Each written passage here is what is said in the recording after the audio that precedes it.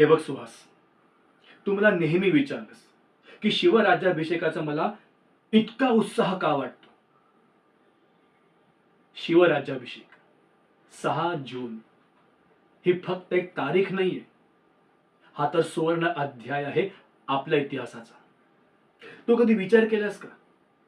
तेव्हाचा काळ, सर्वतो परकीय सत्तांचा अंमल, मोगलाई दबदबा, अशावेळी रायगडावरती भगवा फडकतोय.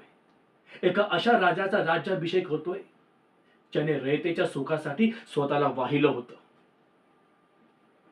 छत्रपती हे पद फक्त एक पद नव्हतं रे, तो एक आत्मविश्वास होता. हजारो लाखो मराठी माणसाच्या स्वाभिमानाचा हुंकार होता. तू नेहमी म्हणतोस ना की आत्ता काय फरक पडणार आहे. फरक पडतो. जेव्हा मी हे डोळे मिटतो ना, तेव्हा मला रायगडावरचे गड किल्ले, हजारो लाखो लोकांचा जनसागर आणि तो भव्य दिव्य सोहळा आजही डोळ्यांसमोर येतो.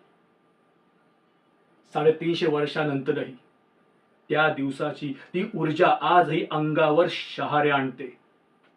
म्हणून म्हणतोय ना की शिवराज्याभिषेक उत्सव हा फक्त एक उत्सव नाहीये, तर आपल्या मुळांशी जोडण्याचा दिवस आहे. छत्रपती शिवरायांनी रयतेला एक स्वप्न दाखवलं होतं, स्वराज्याचं. हजारो लाखो मावळ्यांनी स्वतःच्या प्राणांची आहुती देऊन ते स्वराज्य मिळवलं.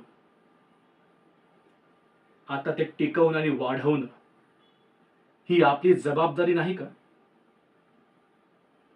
काय आहे ना? चला तर मग तयारी करूया. याही वर्षी आपण हा उत्सव त्यात निष्ठेने साजरा करूया, ज्या निष्ठेने आपले पूर्वज हा उत्सव साजरा करत होते. बोला छत्रपती शिवाजी महाराज की जय. जय भवानी, जय शिवाजी.